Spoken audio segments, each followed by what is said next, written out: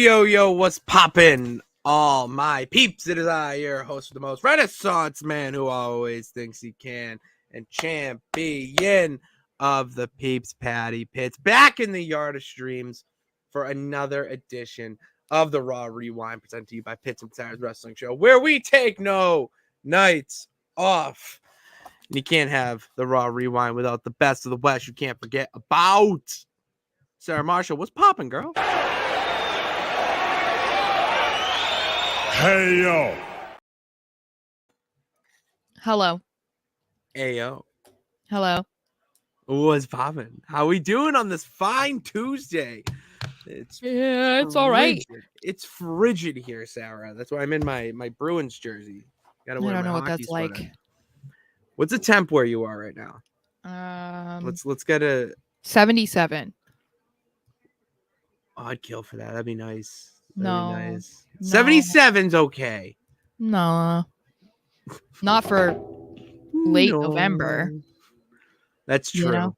I want it to be cold. The cold snuck up on me, though. It snuck up here real fast.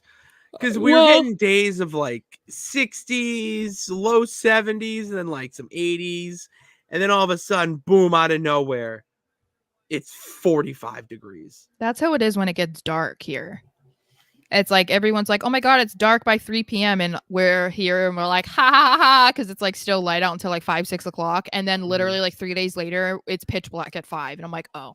Yep. Okay. You're just a little That's just how it is here. I don't know. That's how it is. Yeah. It is what it is. But Raw last night was pretty good. What we think? We're back in another rewinding of Raw. And I enjoyed as we kind of alluded to off camera, we kind of disagree with the reception of the main event, we'll say. But I do like that we're on the same page. It was a good show. I thoroughly enjoyed the show. Yes, me too. So you want to just hop right into it, or? Sure. Sorry. Ooh. You're good. Okay, so we had Drew McIntyre kick off the show, but he unleashed his venom, I would say, or his fury, whatever you want to say. I don't know. On the WWE universe and Jey Uso, but I have to let you know it wasn't on me because like I didn't turn my back on him, so it wasn't at me. So he came out and it was announced like earlier in the day that he was going to kick off Raw to explain his actions last week. Which I was like, baby, you don't have to explain a thing. Okay, I get you. I get it. So he comes out and he's like, okay, like people want to understand what I did. Why did I hit that Claymore on Jey Uso to help the Judgment Day retain their titles?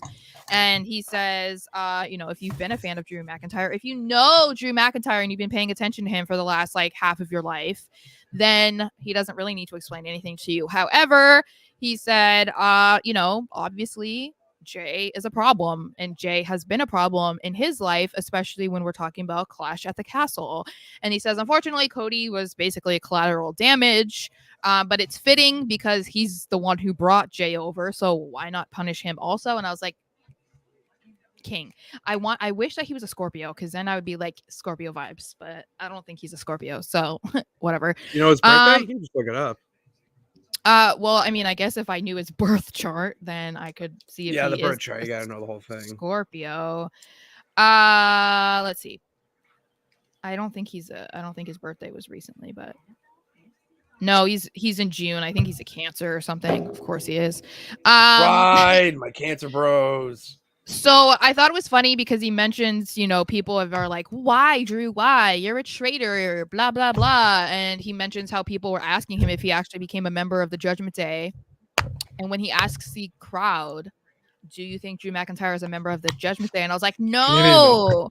And the crowd is like acting like he is. And he's like, no, you guys are a bunch of idiots, basically. And I was like, yes, King.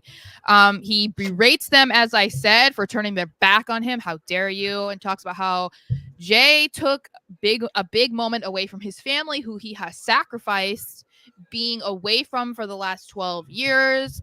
And he's not going to just move on, and suggests that people say that to Cody, because why is no one saying that to Cody when he was just on SmackDown laying the SmackDown on the bloodline. Why do you still have beef with the bloodline? Like, everyone's telling Drew to move on. Why haven't you moved on? And it's been a while. So I appreciate that.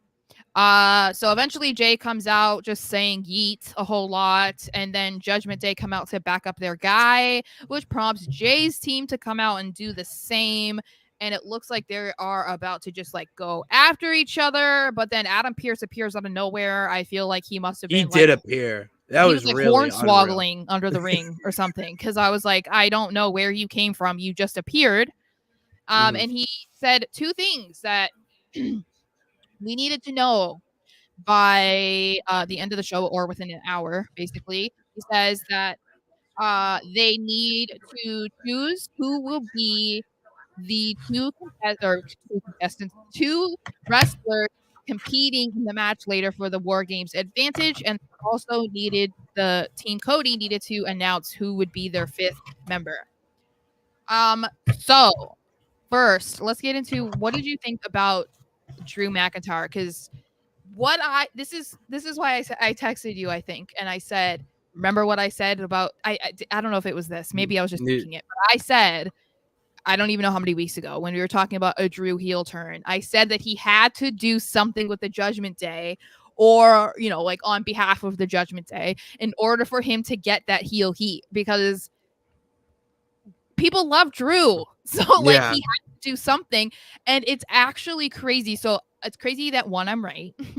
Two, that all it took was for him to do a Claymore to Jey Uso to make sure that him and Cody didn't win the tag titles, for him to be getting booed before he even started talking last night. Like, they turned on him like that. They I loved turned it. on him. But as I'm watching here in the cave, and I have this in my notes, it might be the most justifiable heel turn in wrestling history. Right? I just, everything he's saying, like, you want to boo him and be like, no, you suck, and blah, like whatever the fans say. And the entire time, I'm just sitting there like, I get it. Well, and I'm with you. Like, that's I what would I've be been pissed saying too. about Jay, though, right? Like, the storyline with Jay, like, Mhm. just trying to act all cool with everybody, and like telling everybody that they just need to move on and get over the things that he did. I'm so glad that, in a way, as frustrating as it was for me to see that Drew was the only one being like, F you, dude. Like, I'm not just gonna move on. I like that that's what they're taking and going with to make him into a heel. Because it's like, I'm saying heel because, like you said, it's like it's a justifiable human reaction to be mad at someone who took something, like robbed you, basically. Yeah. So I'm glad that that's the direction they're going in. But man, yeah, like people are just thinking about it on a surface level. I think they hate him and they turned on him because, oh my god, you did bad stuff to my guys To Jay and Cody. Why you do that? It's like, no, like, how pissed would you be if you're Yeah. in your home country and you're seconds, maybe second, singular, away from winning the WWE championship, and the dude's family comes in and ruins it for you, and then part of the family comes over and is like, yeah, everything's good, like, F my family, like, I don't like him anymore, I'm my own person. And it's like, Yeah. no, dude, like, you have to own up to your mistakes, like, own up to what you did. And I love that we're bringing that back and we're not just forgetting about it, and that it Yes. actually plays a role in the grand scheme of things. Well, and I think it's kind of I don't know, because we like to try and figure out why things are going in the certain direction, or why things are said or done. And so for me, other than obviously this was a path to turn Drew, and that's why he kept bringing up these issues that he had with Jay. I wonder if it's going to become something eventually when we see more interaction between Jay and the rest of the bloodline, or if this is eventually going to be something where Jay turns on Cody or something. Like, I'm just wondering if, because Drew pointed out he hasn't apologized to anybody, he hasn't really owned up to what he did, and like, but then everybody's supposed to just like turn the other way and forget. It's just, I don't know if it'll become anything, but it just kind of makes you wonder, like, if this is now the basis of Drew's heel turn, is this going to become something? down the road. You know what I mean? Yeah, I'm very interested in that as well. Don't know where to So go with it. then we see, so I would just want to get into this match and then we'll get into the announcement since that's going to be a hot topic. When the two teams were trying to pick who they wanted to represent them for the War Games Advantage, which I'm glad that they like let us know what that was, because they just kept being like War Games Advantage, and it's like, okay, what is it though? Because you're making it seem like, you know, when you're watching like a cooking show and they're like, okay, if you get this, whoever gets this question right gets an advantage, but they don't tell you what it is, and it's like, okay, well, do I want it? Like, Yeah, what is? exactly. So I'm glad they clarified that. It just meant that like you get to pick who goes, like you're the first person that gets You're the your first team that goes in, so you have the advantage at all times. Yes, it's you have to explain it for you have to explain it if you're yeah. talking it up. I'm with you there. Like you shouldn't introduce it. So I liked this. So first of all, we have Drew, who's trying to make it very clear that he is not a member of the Judgment Day, which he did when he was in the middle of the ring.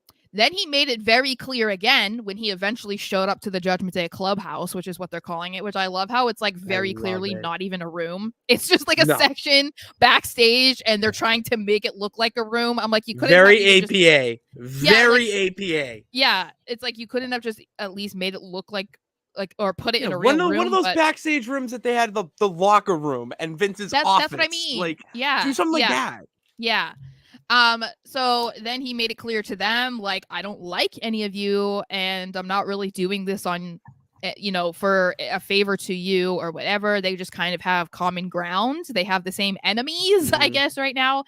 And so Damian Priest was saying that he wanted to be the guy, and apparently the whole debacle of, hi, I'm the leader of Judgment Day, has now become, I'm the leader of the War Games team, which I was like, that's an interesting development. Okay. Yep.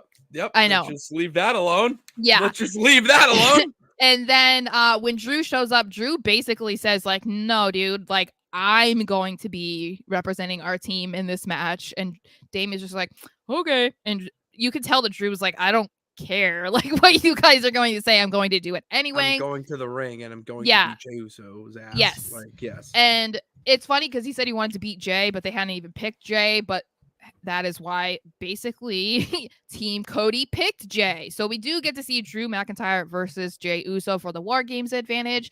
And this was such a good match and so physical, which I'm loving, because obviously he is a European wrestler. So he already has that physicality type of style to him. McIntyre does. But I just love when a guy like becomes a heel, they're able to do a little bit more than what they had been doing. So I felt like that was what Drew was doing in this match, which was great. He does win the advantage, which I am here for. What do you think? No, the heels need to have the advantage going into the War Games match. You need to have the heels have the advantage to build up the faces as the underdogs and such and such and whatnot. So I saw this coming, and you know, it doesn't really mean anything to me. I'm not like too hot about it. Yeah. You know, I'm more just interested in the match itself.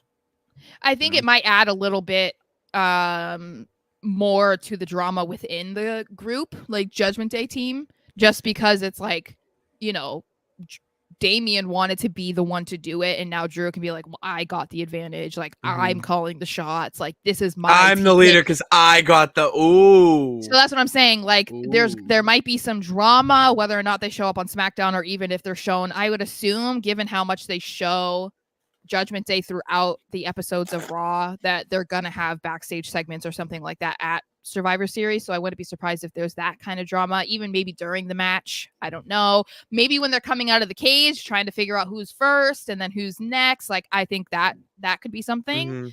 So that's the only reason why I cared about them getting the advantage. And then, of course, after the match is when all hell breaks loose again, because, you know, we have to believe that these teams hate each other. It's War Games, of course. And then, and so Judgment Day comes out, and then we have all Team Cody come out, each individually with a chair, but they end up not even doing anything with, I don't know, it's just weird. But, and then we get Cody on the mic, who had already said backstage, like, oh, we got him. And it was like Sammy and Seth were like fangirling. And I was like, okay, so that proves even more who this is going to be. And I don't think Cody ever officially said his name, but he definitely alluded to the fifth member being Randy Orton. And then that was it. No Randy Orton music, no Randy Orton appearance. WWE just confirming it was Randy Orton and graphics and stuff on social media afterwards. And this definitely prompted a lot of responses.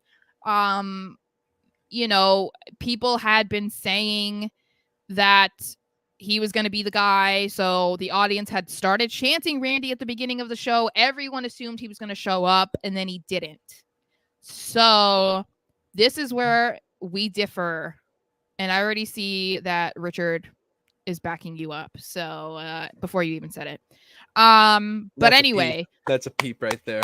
You felt like it was a good decision that they didn't have Randy come out. Yes, because so I'm already like, again, like I'm ganged up on. So you're all right. You're not ganged up on.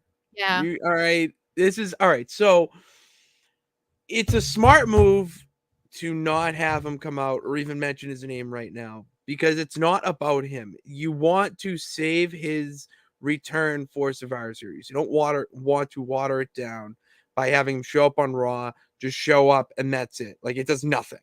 It does for nothing moving forward.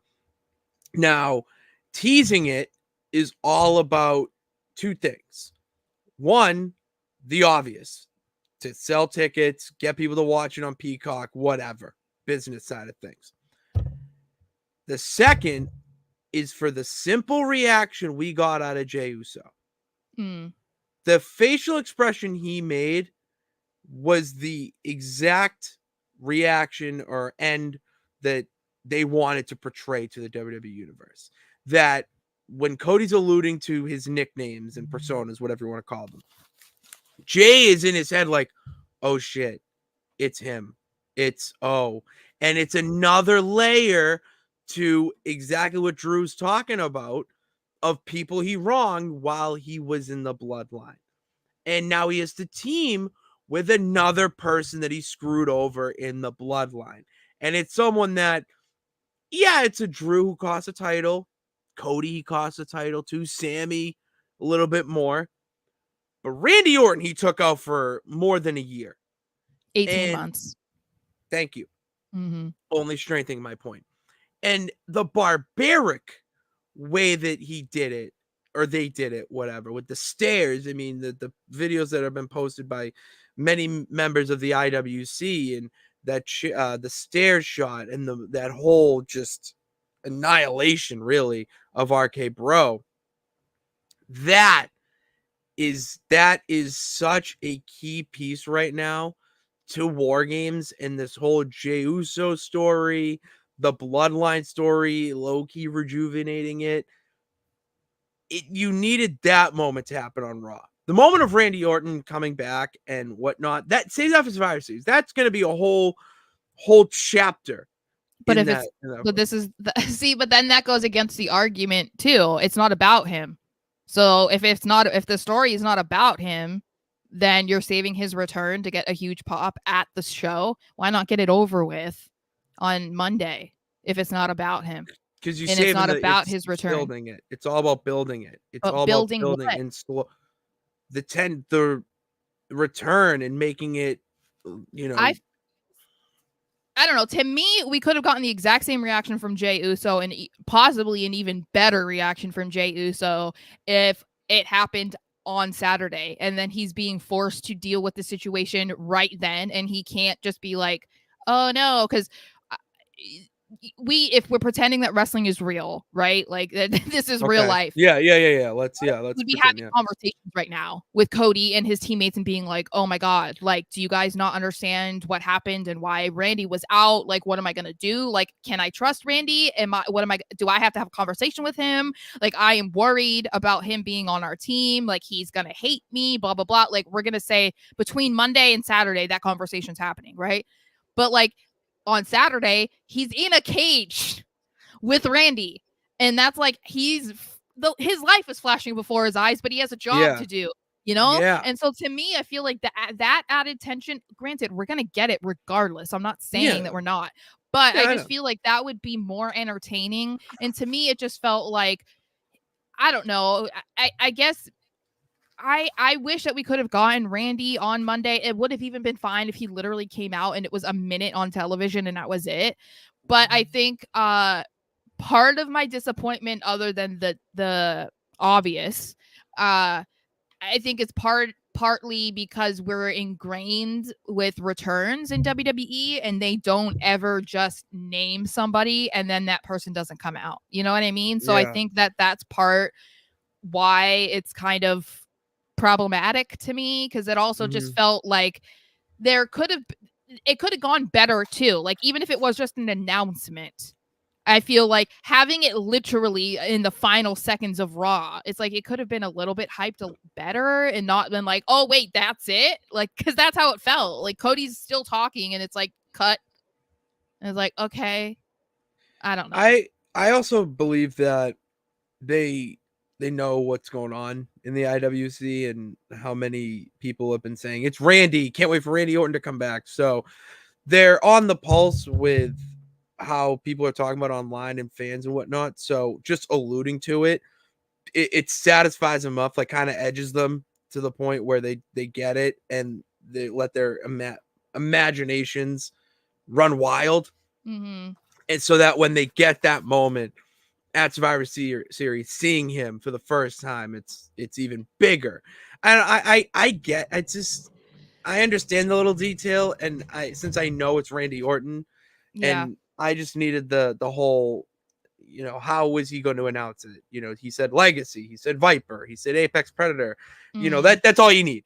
Yeah. And to me, it felt like the end of a TV show, like a drama, where you're, announcing a return of a character or something like that, and then it cuts black, or next episode of Netflix type of thing. So Mm-hmm. I view it like that. So to me, it's like, all right, I'm ready for the next episode on Saturday. Yeah. I get it. Richard, I disagree here because he says WWE can't let the fans hijack the show. They're gonna hijack the show regardless because they're in Chicago. So it's going to be CM Punk, CM Punk, CM Punk, CM Punk the Oh my god, they're entire gonna show. be. Oh my They were god, it's not going gonna to give a be. crap about Randy, honestly. If they waited to have Randy come out on Saturday, it would not have done anything. Basically, it would have been a thing like when they were waiting for him to come out and to be revealed, but it's going to be CM Punk, CM Punk, CM Punk all night long. So they're going to hijack the show in that regard. I don't agree that it would have been hijacked because of Randy. No. I believe that it would have, if you had Randy come out just stone cold, no tease or whatever, Mm-hmm. then you run that risk of having the crowd low key turn Yeah. And and be and so that's pissed that it's not CM Punk, it's Randy Orton. Which, like, are you serious? I think it's I don't know. See, I don't want to get into it because like we have theories on what's going to happen with Punk. I don't necessarily agree. I still think that they're going to be chanting CM Punk the entire night because it's Chicago. Hello, It's do you not? Chicago. CM Punk owns Chicago. Did you guys not know that? He's the mayor, the Yeah, governor, the owner, everything. it's like Tom Brady going to Gillette. Yeah, it's going to happen all night long, unfortunately, much like it was like every single night after he left. Like whatever. What is up, old man Mob? How you doing? And Vinny What's also poppin'? says, I feel Randy will make an issue with Jay, which we'll talk about tomorrow in our predictions. Randy is not a nice guy. If you're talking about character Randy, you're accurate. If you're talking about real life Randy, you're wrong. Randy is like one of the Mushy. nicest he's one of the Mushy. nicest people I've ever met. And one time I met him, I don't remember if it was the first year or the second year. The sun was setting when we met him. And so he was like one of my favorites, but he was my best friend's like John Cena to me. You know what I mean? Like it was her all-time favorite. And so her picture came out horrible because I was having to take it and the sun was setting, so it was like orange and whatever, and I felt horrible. So I went back in and convinced them to let us get back in line so that we could just be at the end and get another picture. Randy was like, "Oh yeah," like he was totally fine with it, and he could have been an asshole because he was like, I'm ready to go. Like, I've been here for 3 hours. Like, I'm ready. Yeah. And he was like, no, let's make sure you get a good picture. Like, he waited until we were like, yeah. And so, no, Randy's always been great. But anyway, I just had to say that. And just reminding everybody, we will be going live tomorrow instead of Thursday to talk about our SummerSlam predictions. And yes, he is a very nice guy. He used to be a jerk when he was younger. He'll admit that to you. Which, yeah, I get it. Yeah, but as he's gotten older, much nicer. And I met him for the first time in 2010. So, he's heel.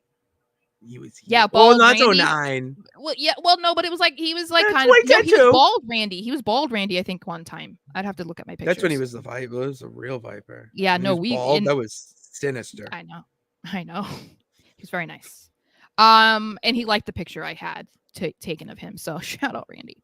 Okay, so the first match of the night was Nia Jax versus Raquel Rodriguez. And even though we didn't necessarily want to see this, we do have to point out that Triple H is cooking when it comes to the women's division, and the money, the time, the push, everything that he is doing is exactly what he had been criticized for, basically leading up until like this last month or so, I would say, when you could see that there was what to me felt like a noticeable shift in how he was approaching the women's division, because I do think that there were some fair criticisms throughout the time that he's been the guy.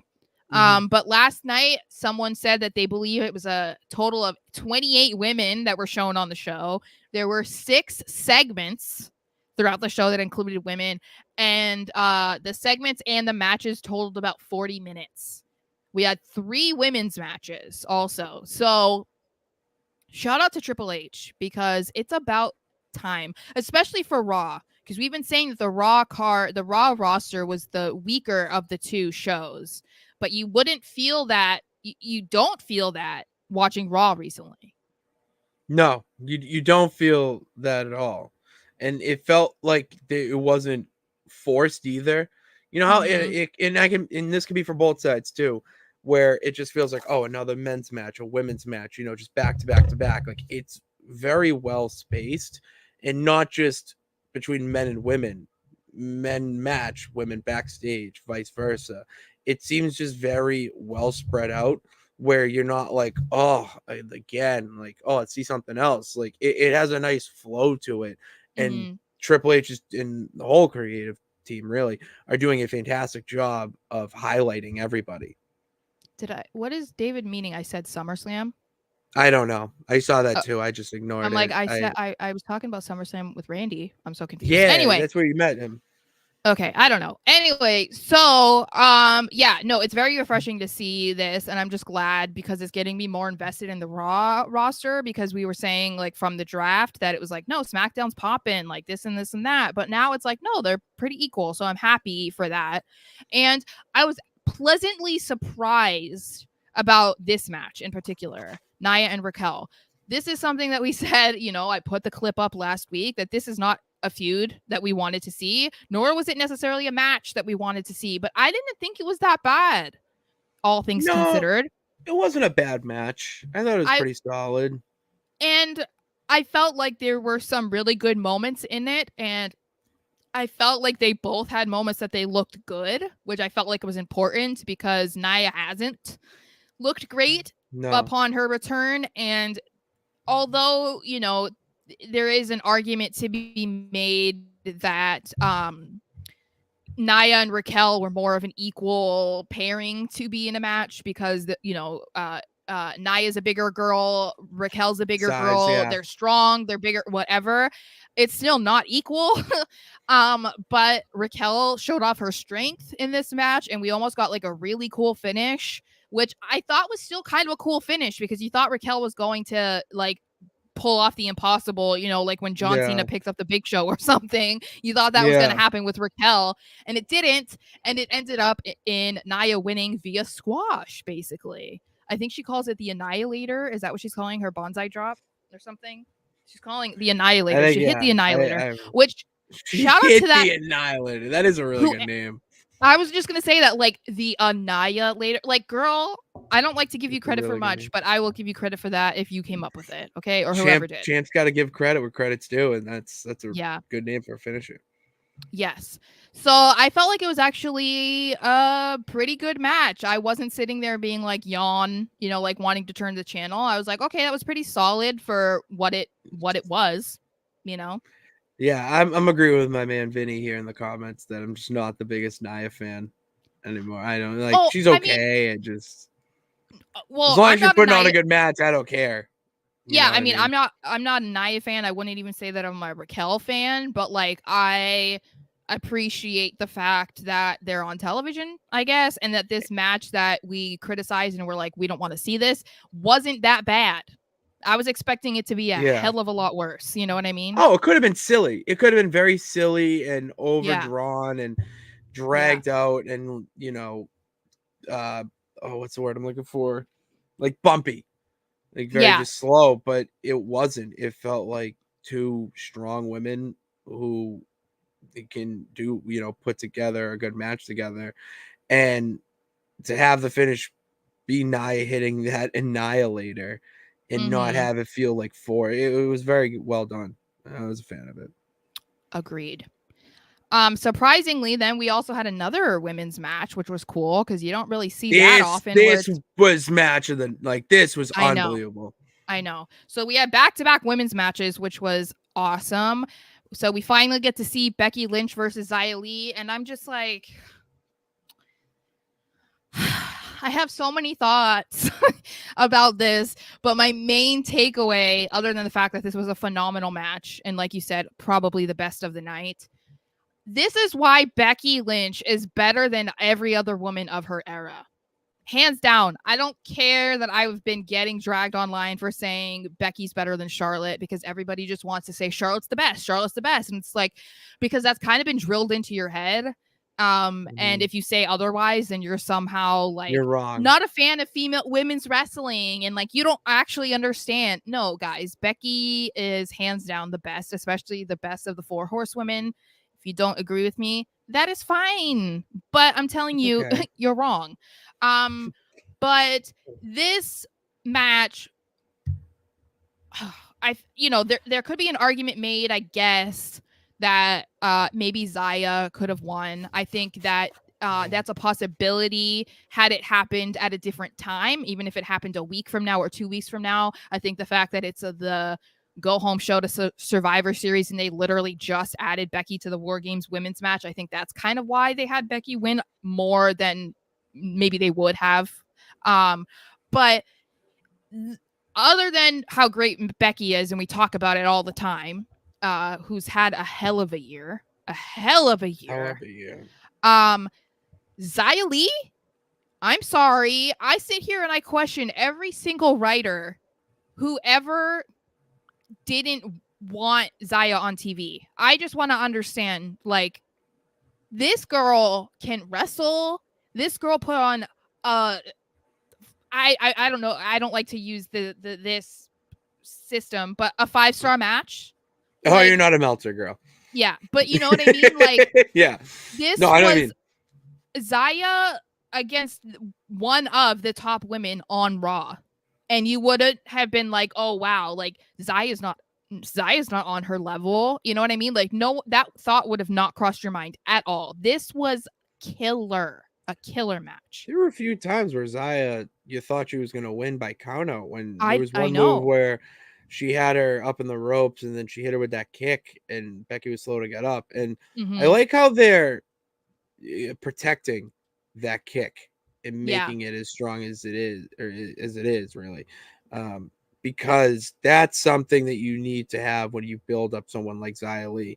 I mean, yeah, you know, she has it from, the whole character factor and how she's Mm-hmm. presenting herself, but she's fantastic in the ring, and she's putting on So these good. electric matches where the back and forth is so fluid, and she's strong. Mm-hmm. She's not going out there and having a squash match with Becky Lynch.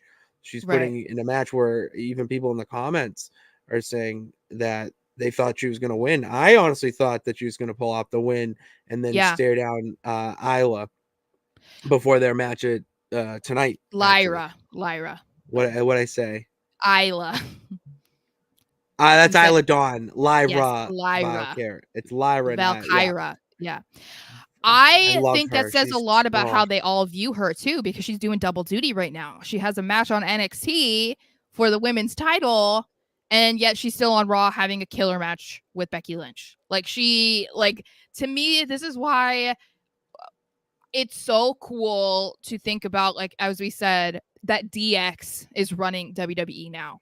And it's it's because, like, incredible.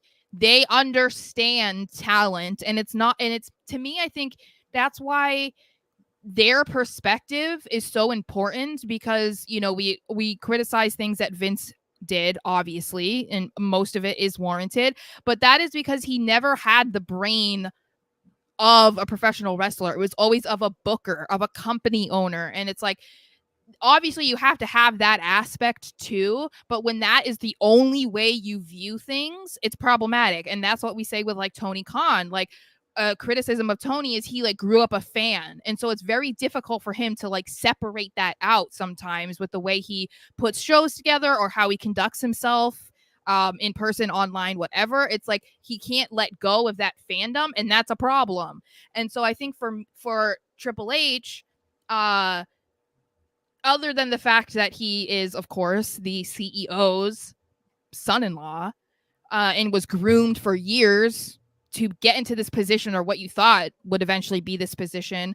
I think that the professional wrestling side of his brain is what's making the show so much better, and the fact that he lived through arguably the best era of WWE, the Attitude Era. Like, He knows how to get it back. Absolutely. I've noticed too, because of uh how many backstage segments we're having, and how many women are being featured, and just how much longer the matches are and the storylines are better. It's feeling so much more like Attitude Era to me, because the backstage segments make sense, Yes, and that's huge. they're incorporating it so much more to like further push storylines, and it's not just whatever's happening in the ring is what the story is. So to me, I was getting that impression, especially last night, because there was so much happening in the ring, around the ring, in the back, in the locker room, doing whatever. And I was like, they are just doing a phenomenal job right now. They're highlighting everyone. Just because, I'll give an example. Just because the New Day or Tozawa didn't have a Mm-hmm. match last night, they still got on TV. Mm-hmm. You had And it made sense. and it absolutely made sense. You had the other tag teams in the division, who the men's. You had the women's women have a match, but the Mm-hmm. men weren't on it. They get a backstage segment, then you tease a match for next week, so then you get people who are interested to watch and plan for next week. So it's Yeah. very well done, Yeah. to the point where you're always having something in the back. There's always something moving forward, and that's the Triple H brain that you've alluded to of a professional wrestler. Mm-hmm. You have that continuity in the back of your head at all times, because that's what wrestling should be. It should all Yeah. make sense at the end of the day. Nothing should Yeah. be done for no reason or on accident. Well, because it's like, it's so hard to explain too, because being a professional wrestler, obviously, especially at the age that Triple H is, he grew up a fan, and some might say during some of the best years of wrestling, 80s, 90s, 2000s. Formative years, yeah. So not only does he have the fan brain, but he has the understanding of what it's like to be a wrestler, and to hustle, and to work, and to train, and do whatever it takes to be on television. But he then understands what it's like to be a fan, and what people want to see. And because he was on TV, like, he also understands the psychology and stuff in the ring, but also the psychology and mentality of fans, and what they want to see and what they appreciate. Like, he was able to stand by for so many years and listen to what they were saying. So it feels like everything that you could possibly want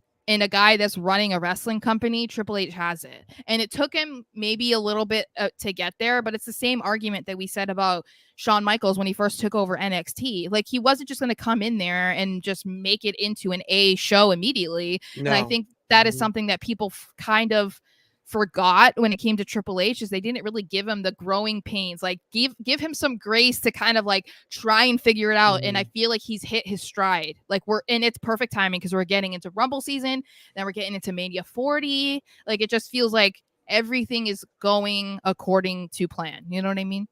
It feels like that for sure.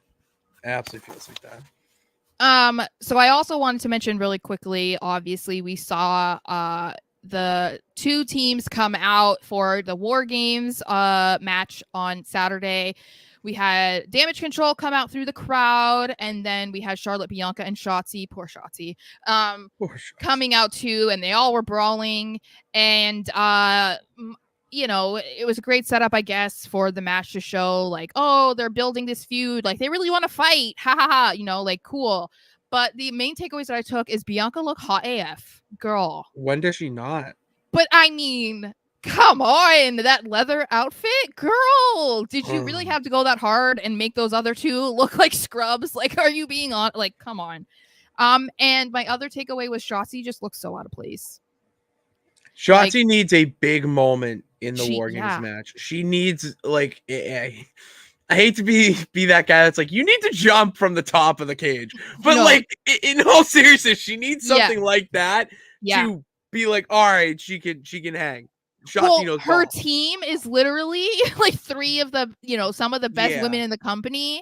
So like, yeah, it would be like a Legends team of NFL players of like Brady, Emmitt Smith, Randy Moss, Calvin Johnson, and then your tight ends like Kyle Bowler, you know, like just like something like that. Like what? That doesn't make sense. Yeah, so I mean, I understand why Shotzi's a part of it. She is on the SmackDown roster, but yeah, I mean, has feuds with Bayley, Becky, Charlotte, and Bianca. You got to do something, girl. Something has to happen because yeah, it's what just, if Shotzi? Micah just put no. this. Micah just said this. What needs to pull a Dolph Ziggler 2014? If Shotzi got the pin, that is huge. Don't pin EO, obviously. You don't pin EO, protect the champ. But like pinning Bayley, and especially with how I know I don't want to talk about I know I don't want to talk about tease it predictions. Tomorrow we'll talk about it. Okay. I mean, it might have to be what happens because you know, Becky, Charlotte, Bianca, they don't need the pin, they don't need the win. You know what I mean? So it seems like if they are the team that is going to win, then it needs to be Shotzi that gets it, because it will be something that's memorable, even if, you know, it doesn't mean a whole lot at the time. If you're really trying to make her feel like, oh no, she isn't just like a charity addition to the team, because that's kind of what it looks like, and I don't mean that in like it just feels so out of place. Like an all-star got hurt in the NBA. Yeah. And it's like, we're gonna put in this guy because. But she was like the third understudy. You know what I mean? Like she was the backup to the backup to the backup. Yeah, and I feel bad because she, you know, she's like one of the longest reigning champions in some indie promotion. I did not. IWA. I also didn't realize that she was on Tough Enough. I didn't know that either. I didn't know that either. She had red hair and wasn't tatted yet, so I don't know. Oh, that's different. Whoa, whoa, Mr. Anderson. Thank you, Mr. Anderson. We really appreciate that. That's how we should only address him. I'd say that's how I'm only going to address him. Yeah, that's your thing. Sorry, and especially for the generous donation here. Thank you. And a little comment, a little thoughts, and we'll absolutely read your comment here. Listen to me. Shotzi gets attacked at SmackDown, leaving an open spot on the Women's War Games match. We get Jade Cargill on Team Bianca, Becky, and Charlotte. Okay, hear me out, Mr. Anderson. You would be a great booker in the NWF. Problem is, I don't think Jade's ready yet. She's still training. She's still like. I know, but So I want to Mhm. be there. I want to be there with you, but I don't know how realistic. I love that, and then I also feel kind of bad for Shotzi if that were Me the too. case, Like that. because it would be like, girl, you're a stand-in. That's it. You're just girl, celebrate that you're part of the team until you get your ass beat. You know what I mean? Like that's kind of how it is. But Oh, I wouldn't hate it. I wouldn't And either. that also leaves the door open for Jade to go to Raw or SmackDown, because the team would consist of 2 girls on SmackDown, 1 girl on Raw. So I don't hate it. I don't hate it. I don't hate that either. Thank you, Mr. Anderson, for that, and I like that theory too. I know. I hadn't even thought about that, I haven't even honestly. either, because Jade, you get all the hype with Jade, and she's being seen everywhere. It's died down now, and a I lot of know. people are again being an uproar about it. Where Mhm. I just see it as, all right, well, they showed off their new toy. Now they're getting the toy ready to go and be WWE ready. So And from what I read earlier, they're saying that she's been training with Roxanne Perez. I So did see that, and that's, if you have to train with anyone right now, why not the Prodigy? yeah. Who knew? So. Okay. Moving on. See this. All right, I want to start by saying, Sarah, you had to be giddy as all hell watching this, because your boy was the hero of the night. Your boy's the Yeah. new like secondary leader of Imperium. I know. I can see the smile there a little bit. All you got to do is believe, All you got to do is believe. All you got to do is believe, baby. Yeah. So, problems within Imperium are continuing to sizzle, my friends. I don't know if you saw my tweet, but I was like, Bay's talking, guys. Like, Bay's talking. 2 weeks in a row, Sarah. I know. So, Kaiser is just seen in the back completely berating Gio for doing nothing right and saying that he was just trying to make him look bad and get on Gunther's good side last week, and that was why he came out, despite the fact that he helped him win, but whatever. And Gio says, you know what, I'm just doing what's best for Imperium, and I will continue to do what is best for Imperium. And Ludwig says, you know what, you cannot come out tonight to my match against Johnny Gargano, no matter what. I don't care what is happening. You cannot come out. You have to listen to me, because remember, I'm the one in charge of you. Ha ha ha ha ha. And I was like, Kaiser, don't make me like have an issue with you, okay? Yeah, don't talk to my man like that. Don't do that. So then we see Ludwig Kaiser versus Johnny Gargano, and great match. Fire match. Finally, people were actually interested in this match also, because we got lots of Johnny wrestling chants. Finally, because there was way too many people being quiet during like Ciampa Gargano matches recently, and I'm like, come on, guys, come on, don't make us look bad. Don't make the fans look bad by being quiet. Plus, Kaiser put on a hell of a show. Okay, he's so underrated. He's so good. He's so good. Then we do get Gio is like, I don't listen when I'm just a bad boy. I don't listen to when I'm what I'm you told. like the bad boys. you like the bad boys. So he comes out. He comes out and accidentally distracts Kaiser, which allows Gargano to take advantage and win, which then of course makes Kaiser very angry. And we eventually get to another backstage segment later in the show where Gunther is making his way to the ring to deal with The Miz. And he can hear Kaiser and Gio are just going after each other in another language. Who knows which language? They all speak like 10. And Gunther makes his way over there and is just like, hey, what's going on over here? And Kaiser is just mad and just trying to be like, I was just trying to do the best I could, and Gio didn't listen to me, blah, blah, blah. And he tells Gio, like, you know what? Maybe I put the wrong person in charge here. And Kaiser didn't look too happy. So I was like, oh. And he told them to figure it out, sort it out, do what you got to do. So we have a new twist in the Imperium story. So first people's reactions was, oh my God, stop teasing a breakup. This needs to stop. I didn't get that at all. This is my interpretation. That's the word I was looking for. Mhm. I feel because this is the complete opposite of what we've been seeing for several weeks to this moment, because it was um Kaiser being praised and Gio being crapped on. Now we're seeing the opposite.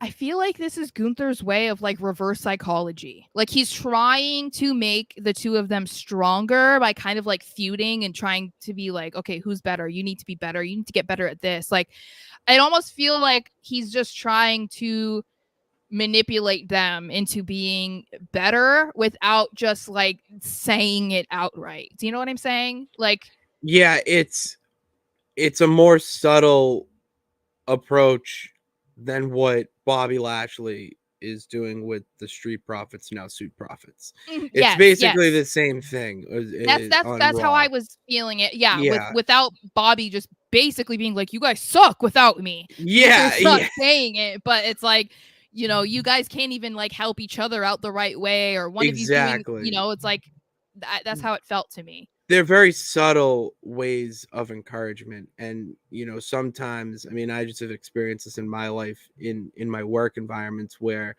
it's a tough love.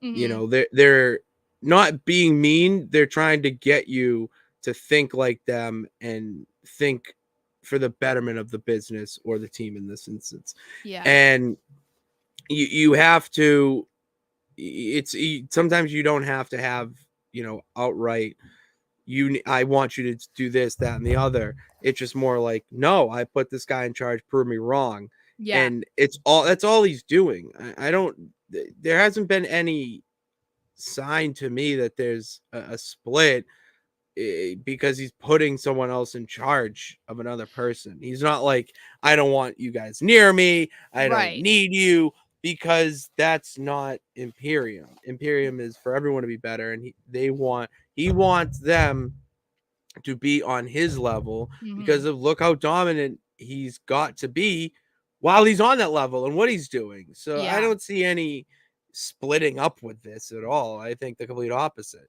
I felt more that way a couple weeks ago, and it was just because it was like week after week after week after week of them Yeah. doing this to Vinci. So that's why I was like, oh, they're gonna kick Vinci out. That's why we were even talking about like maybe he needs to go back to what he was doing in NXT, which was basically just like a version of what they were trying to make Kaiser into. It's like it's basically what Vinci was doing. Um, but yeah, to me, this didn't feel like an inevitable breakup. It felt more of like Gunther's kind of trying to pass off some of his responsibilities as the group Yeah. leader, because it's like he's a champion and he's on a historic run right now. He can't be dealing with all this BS of you guys doing this. So it's like, figure it out and stop making me babysit you. That's kind of like what it felt like. I'm Yeah. just glad that we're seeing Gio get more respect, because it did, people were then starting to interpret it as like, oh, Gio sucks. Like he can't do this, he can't do that. And it's like, now I would like to see them put him in a match and actually like let him do what he does. Like take it a step further Mm-hmm. and let's see how good he is, because I don't think people know how good he is in the ring, Yeah, exactly. Then we have since Gunther was making his way to the Bingo. ring, him and the Miz come face to face and they absolutely cook. This was awesome. Oh, did I miss No, one? it's Oh, next. okay, I didn't. It's Okay. yeah, no, just yeah. Okay, so this was hyped because I don't know why, because they've been face to face, but it's fine. So the Miz being a baby face is still so weird to me, and I think it's weird to him too, because like they went to commercial after he came out and he says to the camera like, they like me, they really like me, and I'm like, I think he was even like, Oh, I don't he's know. shocked. Like, I don't know how to take this, so I don't know. Like, this is weird. And so I mean, he says the same things that we've been hearing until Gunther comes out. And we hear about the Miz's accomplishments again. We hear about him talking about, I've worked about him working his butt off to get into WWE and how he wanted to be just like his heroes that he looked up to as a kid. And he mentions that Gunther does not have, he has a lack of respect for him. And what I loved was Gunther being like, it's not a lack of respect. I have no respect for you. No respect.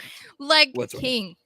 Absolute king. Like, He's thank you. just, oh my god, I need to learn a few tricks from Gunther because man, you say what you Yeah. want about his wrestling ability, but the man could also cook on the Yeah. mic if he really needs to. It's incredible. So they just go back and forth trading insults. You know, Gunther calls him a loser and says that he was probably made fun of in school And for they're being so basic. being the weird kid that liked wrestling. And then I thought it was funny because Cole was like, "Yeah, get him for the weird kids." I was like, "Shut up." That was awesome. I was like, yeah, me too, man. I was that Like, kid. it's like, yeah, I was though. So like, Oh yeah, I was. but Yeah, I think it's we all were. fine. Because I would let Gunther bully me. I'm sorry. And Oh. Gunther then shoves the Miz with the title basically, and then hits him with a big boot. But Miz is like, "Oh wait, no," and hits him with a low blow, and then hits him with a skull crushing finale. So I would say, do you think that the Miz has any shot at Survivor Series to become the new Intercontinental Champion? No, this is just building up Gunther even more and turning Miz babyface because I mean there's really nothing else for Miz to do as a heel right now, and the crowd loves the Miz. Let's face it, the Miz is the Miz. He's almost in that echelon of he can toe the line between heel or face whenever he wants. He doesn't need to be categorized into one of those two. Yeah. And you need to build up Gunther as much as possible. Beating the Miz and having as close to a 5-star classic with him is the right move to cement his legacy as the greatest intercontinental champion. So to me, this is I know what the outcome is, and I don't care. I just want to see it, and we need more matches like that. Well, and I thought it was interesting, seeing the number of people say that they feel like it's time for Gunther to not be champion. And All those people are I saw buffoons. some people even saying that you guys complain about Roman Reigns, but you say nothing about Gunther. And I just want to be like, Completely different. How much more dense can you be? There's a huge difference. Like, if we really want to go over the numbers, as I said I responded to somebody. I know that Roman has defended his championship in 3.5 years less than 40 times. And Gunther in 500 and whatever days has defended it 74. 80, like close to 80. It's close to 80 because last time before it was like 76 or 78 times. Like, it's give or take 80 times. Still, that's a little over a year. You know what I mean? So it's like he's defended it twice the amount of times as Roman has in half or more, less than half the amount of time.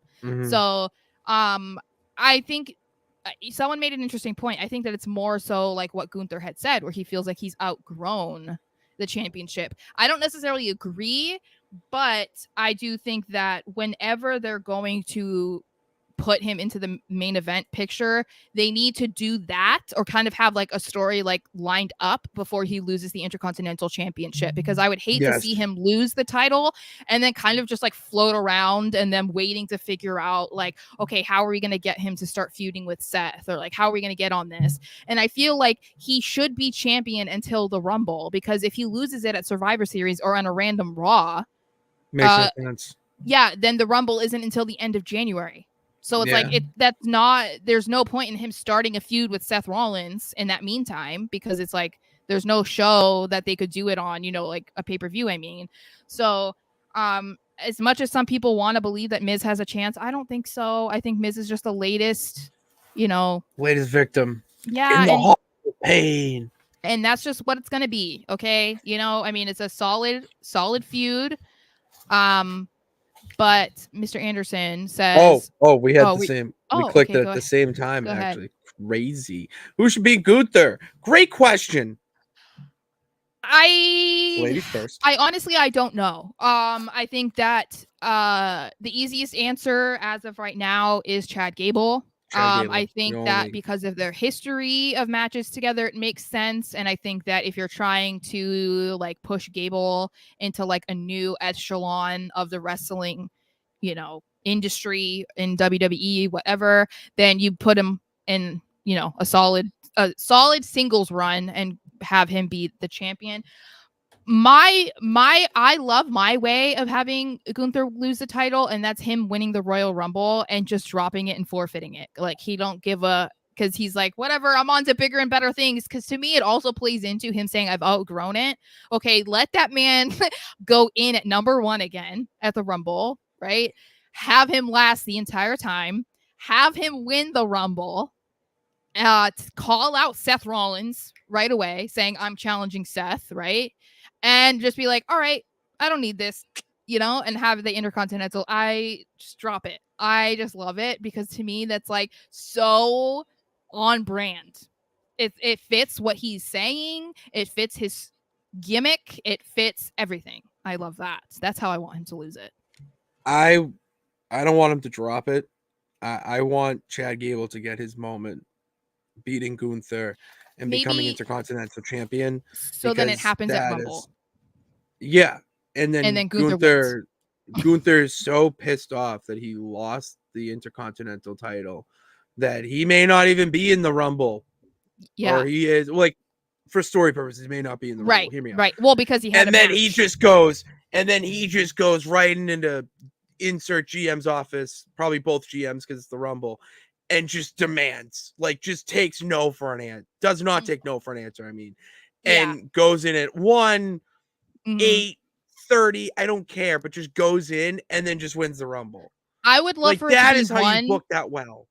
I would love for it to be 1, because it would be like, he has his match earlier in the night and he loses, and it's like he wasn't in the Rumble match because he already had a match.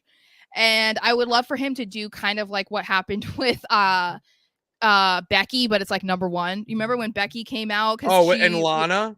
Yeah, like, I would love for something like awesome. whoever comes out is number 1. Gunther just comes out, hits him with a big boot, and is like, I'm taking over, y'all. And then, like, he's in. That would be fantastic. So have the number 1 be somebody who shouldn't win anyway. Have it be like Tozawa or something. You know what I mean? Like, have it be somebody who obviously wasn't going to win. What if it's like an NXT guy? Just like, I'm going to be 1. That's a mean call up. Here, come up here so that Gunther can kick your ass. That's a welcome to the show, I guess. But I would. That's R-Truth number 1, and Gunther kicks him would be electric. That could happen. He's supposed to be coming back at some point, so. I do agree Gunther should lose clean to someone. I know, guys. I know. Vinny G, Shorty G, hell no. No. Well, that's what we were saying, that he could lose at Royal Rumble and then just get into the match. So I'd be fine with that as long as he's champion until Rumble. And you know what? I would love that so much better, because I want to see Gunther win the World Heavyweight Championship at Mania in person, so I can be like, "That's my baby." You're gonna be we're gonna just be inconsolable during different portions of the show. At least we know that Ospreay's not going to be there, so that's at least one safe check. I didn't want to burst your bubble there, but I kind of had a feeling. I had an inkling. Whatever. I didn't want it, but he just fits. It fits. Yeah, he's elite. Then we have the women's tag team number 1 contenders match. Sorry, I don't know what I was gonna say. Which was Candice LeRae and Indy Hartwell versus Ivy Nile and Maxine Dupree. Versus Katana Chance and Kaden Carter versus Natalia and Tegan Knox. This was after they had all complained to Adam Pearce about how, I deserve a title shot. No, I deserve a title shot. Blah, blah, blah, blah, blah, blah. So Pearce is like, all right, like, why don't you just all go out there and figure it out? Whoever wins is the number 1 contender, and they can have a title shot against Piper and Chelsea. This was a great match, I felt like. These are matches that I feel can be kind of hard to watch or hard to follow, because there's just so many people involved, and then it's just like, it can be kind of sloppy because there are so many people, but everybody was highlighted. Thank God. We saw the rise of Maxine. We saw Ivy Nile look great. The after party got time. I was here for it. As I said, Triple H is cooking when it comes to the women's division. No, what I love about this match is obviously the women being highlighted in their respective way. But before the match, I loved when it's supposed to be a triple threat, and you have Maxine and Ivy walk up, and they're not asking for a title match. They're Yeah. just trying to there, and Pierce just goes, all right, and you're getting title match, and they're just like, whoa, and Maxine just goes the shoosh, like, Yeah. oh, like that was awesome. Like that was a really cool moment. And then to have her own little moment of the worm or caterpillar, we're calling it now. It was not made by Otis. It was made by Scotty Too Hottie. Okay. Yes. That's not. WORM. Woo, Woo, woo, woo. woo. Seeing that live was something else. Oh, I loved seeing it. But back to the point. And then having to do the crossbody, incredible. But what stood out to me was Chelsea Green on commentary. Oh yes, I know. I wanted to point that out too. Oh my She's God. fantastic. That could have been just a distraction and a taking over the spotlight, which that's what her character does. Yeah. But she was adding to it. It didn't feel like the spotlight was dragging on her. It felt like she was there with us. Yep. And enjoying it as well, which you need to see that from these champs right now. Like, you know, I would have liked to see the after party win, but maybe given the storyline with Chelsea and Natty, they're back and forth on Twitter and stuff. Yeah. Yeah. So that's fine that they won and Tegan's in title picture, whatever. It just, the whole match just made sense and flow and just everyone did well. Like like Tegan and Natty, they probably not the most popular win, but it's okay because Chelsea and Piper need another win to, I would say, stamp themselves as legit champions in history. Yeah. And the after party got in their offense so people could see that they're a legit tag team, like a legit one, not just thrown together. And then you had Maxine and Ivy do their thing where you knew they weren't going to win. In fact, for them to take the fall was the smartest move, in my opinion. And why am I blanking on the third team or fourth team? Why am I? Indy and Candice. They got on TV. Like, everyone won there. Everyone win. I also loved Wade, like ganging up on Cole with Chelsea. Oh my God, like, Matthew Cole.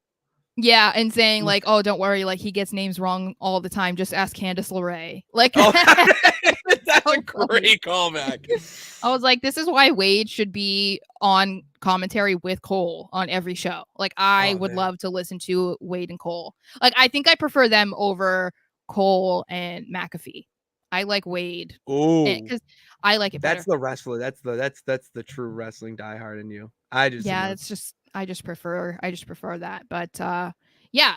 Then one last little thing we want to talk about before we go is Nakamura. He didn't have this moment on Raw. He did have a match, but we didn't see another promo video until the end when they released him a little video clip of him on WWE's Twitter account, I believe, where he sent another message to whoever this mysterious person is that he is talking to. He said that he is waiting and he's been waiting, and it's apparently a specific person, and he's saying, "Hey, I'm ready for a fight."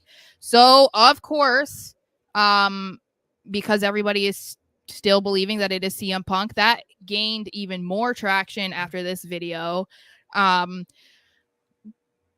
And see, I don't want to reveal our theory on what this is, but I feel like it might be CM Punk. It could be. I don't know. I'm not. There are people who are saying it couldn't be anybody but CM Punk. I think that's ridiculous because, of course, it could be anybody, including CM Punk. You know what I mean? This is still professional wrestling, guys. This isn't like a murder mystery show where you're like, it has to be this person. No, like it could be anybody. It's television. They could rewrite it literally 2 minutes before they show it on TV. I think that CM Punk is definitely a big possibility. But yeah, I don't know. I will say one thing. If it is CM Punk, it's not happening at Survivor Series. That's my theory. But that would throw a lot of people off. I heard it's Survivor Series. I told you I want CM Punk to return in the middle of like Mobile, Alabama. I want him to return in Lafayette, Louisiana. I want it to be like Kansas City, Kansas. I don't want it to be in Chicago because I think that's funnier and more unexpected. It is a lot funnier if And he it just shouldn't shows be up a totally CM random. Punk and Randy Orton return in the same night. I disagree. I That's think a you could lot. do both. That's That's a lot. stamping home That's something. it's too much. That's stamping home that you're the WWE and you can do whatever the F you See, want. hold on. We need to wait, Richard. You got to show up tomorrow when we talk about our Yeah, yeah. I yeah, can't. I because don't want to that's reveal too much. I don't want to reveal too much either. I just the one thing I All right, will we'll say just. is I saw someone um post something of like a background of the I know. like and it was the CM Punk silhouette. I And I'm know. like, dude, how are you guys like we're getting even deeper Well, than the there's Bray also people Wyatt that are beat saying your head. Randy's new merch has a lightning bolt, so that means I it's saw CM Punk. that, like, dude, it's all, and then I saw another like sign was Raw did anti-vaping commercials Mm-hmm. last night, and they did They've one like been right after they have. they've been doing those commercials though. Xavier Woods has It's been a part of those targeting. commercials, so it's Yeah, like, it's targeting. I don't yeah. like it. Well, you And should stop vaping. So well, that is neither here nor there. All I'm saying is that it happens all the time, and for someone to just say that right after Nakamura, it's like, no, that is not it. yeah, I'm not closing the door on it being CM Punk. I just think that people need to be prepared for it to not be CM Punk or for it to not be CM Punk on Survivor Series. I think that's why. Yeah, see, I can't reveal anymore because I need you guys to watch our predictions And tomorrow. I think that's a great place to end right now because we have the prediction show tomorrow, same time, same place here in the Artist Streams. We'll be giving our predictions for Survivor Series. So, be here and check all those out. We thank you guys for tuning in today. All the generous chats, comments, everything. We really appreciate you guys.